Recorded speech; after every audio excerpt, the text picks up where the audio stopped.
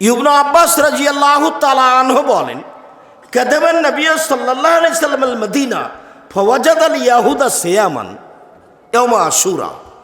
আল্লাহর নবী মক্কা থেকে মদিনায় আসলেন, দেখলেন মদিনার ইহুদি খ্রিস্টানেরা মুহররমের 10 তারিখে সিয়াম থাকে। তিনি বললেন, মা হাযাল ইয়াউম আল্লাযী তাসুমুনাহু, এই মদিনার ইহুদি খ্রিস্টান, তোমরা মুহররমের 10 তারিখে সিয়াম থাকো কেন? এই মদিনার ইহুদি খ্রিস্টান, তোমরা মুহররমের 10 তারিখে সিয়াম থাকো কেন?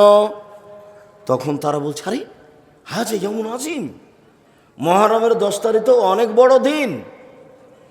আনজাল্লাহু তাআলা ফিহি মূসা ওয়া কওমাহু, এই দিনে তো আল্লাহ মূসা এবং তার সম্প্রদায়কে বাঁচিয়ে দিয়েছেন। অগাররাকা ফিরআউন ওয়া কওমাহু, মুহররমের 10 তারিখে আল্লাহ ফিরআউন এবং তার সদল বলকে ডুবিয়ে দিয়েছেন।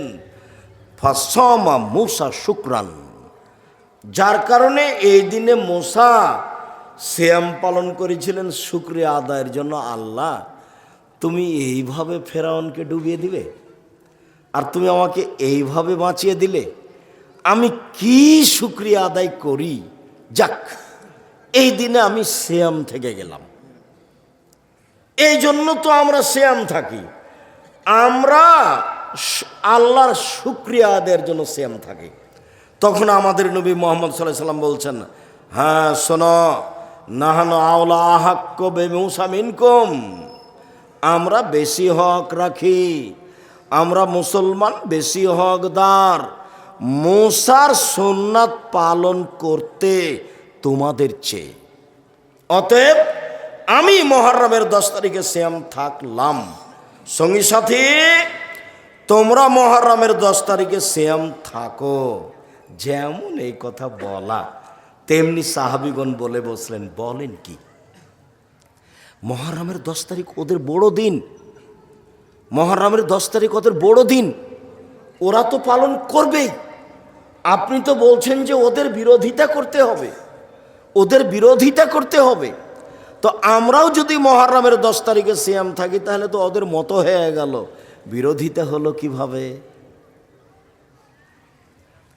আর ওদের সাথে মিশবে না, এই জন্য আল্লাহ রাসূল আফসোস করে একটা কথা বলেছে। এই কথাটা তোমাদের ধরে রাখতে হবে। মুরব্বী, আপনি একটু খেয়াল করেন ভাইজান, যে আরে মুহররমের 10 তারিখ তো বড় দিন, আমরা কেন থাকব?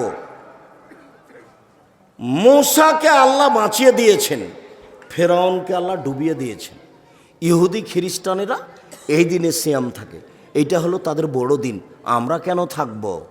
আপনি তো দুঃখ করে আফসোস করে বলেছেন। রাসূল সাল্লাল্লাহু আলাইহি সাল্লাম বললেন, পৃথিবীর মানুষ শুনে রেখো, আমি আশা করি কেউ যদি মুহররমের 2 দিন সিয়াম থাকে।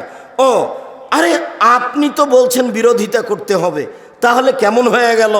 আল্লাহ রাসূল বলছেন, থামো থামো থামো, লাইন বাকাইতু লা কামিল্লা সুমান্না তাসিয়া, সামনে বছর বেঁচে থাকলে 9 তারিখও সিয়াম থাকবো। 9 তারিখ হবে বিরোধিতা, 10 তারিখ হবে শুকরিয়া।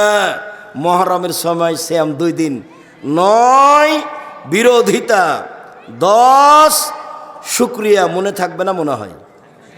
এই জন্য মুহররমের 2টা সিয়াম। আল্লাহ রাসূল বললেন, কে যদি মুহররমের 2 দিন সিয়াম থাকে, বিগত 1 বছরের পাপ ক্ষমা হবে।